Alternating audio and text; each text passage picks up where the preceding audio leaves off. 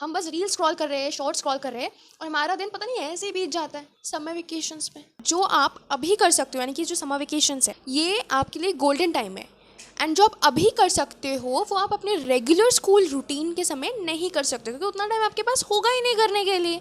तो इसीलिए मैं आपको बता रही हूँ कि अपने टाइम को वेस्ट मत करना।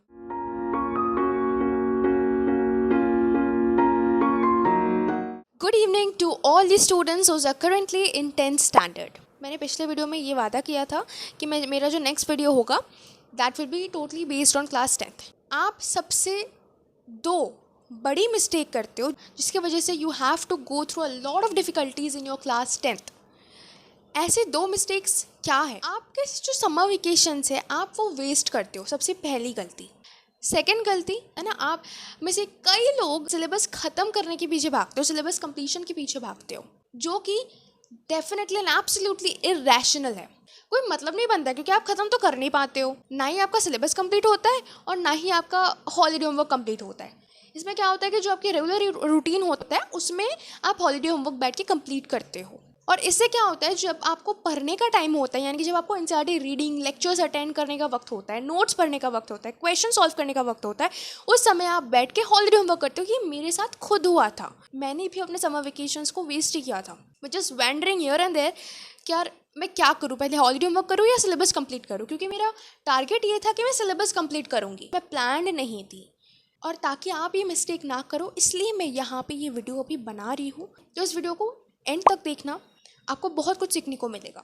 सेकेंड पार्ट में मैं ये बताऊंगी आप सबको कि क्लास 10th को, स्पेशली क्लास 10th को समर वेकेशंस में क्या करना चाहिए। So let me start with the tips that you should follow in your summer vacation.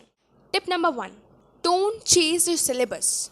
आपको क्या करना है, वीक एरियाज़ को एनालाइज करो। अभी तक जो भी एग्ज़ाम हुआ है, लाइव प्रोसेस में मेरा ये बैकलॉग बन गया था, पूरे शेड्यूल में जो भी आपका बैकलॉग बन गया है, पूरे शेड्यूल में जो भी आपको नहीं समझ में आया, आप उनके वीक एरियाज़ को एनालाइज करके वो पढ़ो, वीक एरियाज़ को और ज़्यादा मजबूत बनाओ। सेकेंड टिप क्या है, morning time is your golden time. Morning time को कभी भी वेस्ट मत करना, उस समय आपकी ब्रेन जो है वो इफेक्टिवली चल सकता है। होता है मॉर्निंग टाइम, हमें जनरली क्या होता है रेगुलर शेड्यूल में जब आप स्कूल जाते हो तब मॉर्निंग जो आवर्स है वो आपके पास नहीं मिलता है, बट मॉर्निंग आवर्स इतना अच्छा है ना पढ़ाई करने के लिए। मैं आपको मतलब you have lots of instances of this. Night routine भी आपका फेवरेट होता है, लेकिन नाइट रूटीन में आपका ब्रेन उतना इफेक्टिवली नहीं चलता है, क्योंकि दिन भर जितने भी इवेंट्स हुए हैं सारे के सारे हमारे दिमाग में जो स्पेसेस होते हैं ना ऑक्यूपाई कर लेते हैं। कुछ ही स्पेस होते हैं जिसमें हम अपने पढ़ाई की चीज़ें स्टोर कर सकें। थर्ड टिप क्या है, टीच बैक मेथड यूज़ करो। ये जो टीच बैक मेथड है ये सिर्फ आपके समर वेकेशंस के लिए नहीं है, बट ये आप जब रेगुलर स्कूल आवर्स में भी पढ़ाई करते हो या जब भी आप पढ़ाई करते हो आप यूज़ कर सकते हो। टीच बैक मेथड का क्या मतलब है, आपने कॉन्सेप्ट समझ लिया अच्छे से, चाहे वो स्कूल से हो या लेक्चर से हो या घर में आके आपने पढ़ लिया, ठीक है, उसके बाद कोशिश करो वो आप किसी और को पढ़ाने का। जो भी कॉन्सेप्ट्स आपने समझ लिया है वो आप किसी और को समझाओ।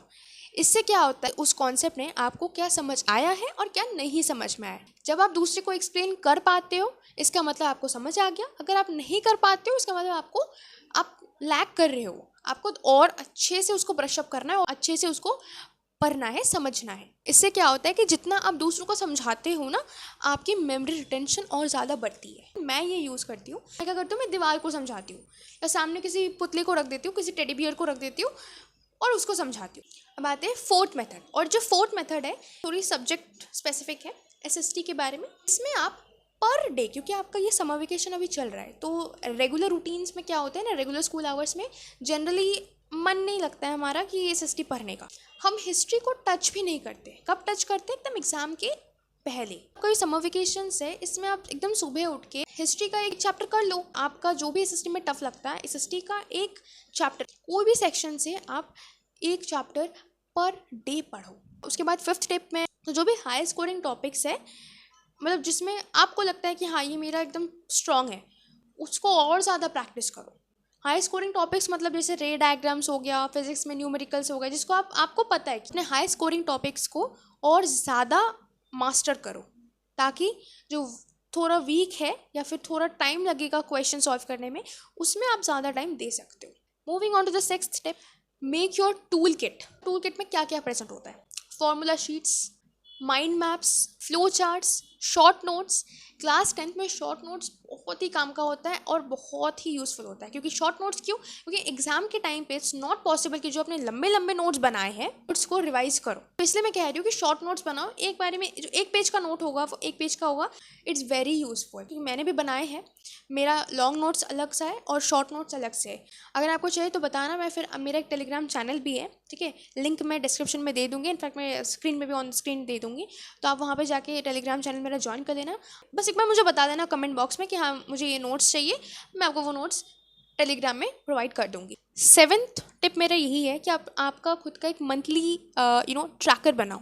समर वेकेशन जो अभी चल रहा है उसमें अगर आपने कुछ कर भी नहीं पाया, आपने सिर्फ और सिर्फ हॉलीडे होमवर्क में फोकस किया जैसे मैंने किया था, तो मैंने क्या किया था, आने वाले अपकमिंग जो मंथ्स थे उसमें मैंने प्लान बनाया और नेक्स्ट मंथ में ये 2 चैप्टर्स कवर करूँगी, ये 3 चैप्टर्स कवर करूँगी या ये पोर्शंस कवर करूँगी। मुझे करना है तो मतलब करना है ही। लास्ट टिप मैं आपको यही दूंगी कि ये ऑप्शनल टिप है, अगर आपके पास टाइम हो तो आप टाइम लिमिट के अंदर कैसे आंसर्स को लिखने होते हैं, चाहे वो हिंदी में पैराग्राफ्स क्यों ना बोल लो, आपके पास एक आइडिया होगा कि कैसे कर लिखना होता है, वो भी टाइम लिमिट के अंदर। एक और स्टडी टिप देना चाहूँगी कि मैथ्स के जो सम्स है ना, और जितने भी न्यूमेरिकल्स है फिजिक्स की या केमिस्ट्री के, वो रेगुलरली करना।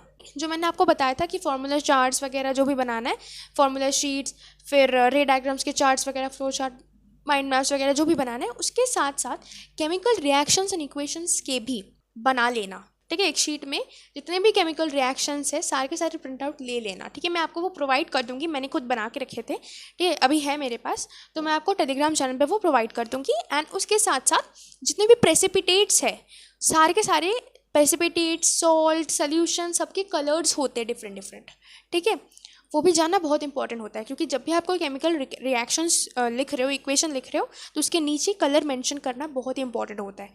प्रेसिपिटेट बोलो या सोल्यूशन बोलो, बहुत ही इंपॉर्टेंट होता है, या कौन सा गैस, क्या कैरेक्टरिस्टिक्स है, सब कुछ बहुत इंपॉर्टेंट होता है।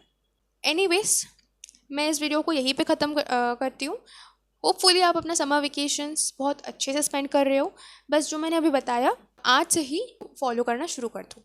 Till then, study nicely, enjoy your summer vacations. मिलते हैं नेक्स्ट वीडियो में। So bye bye.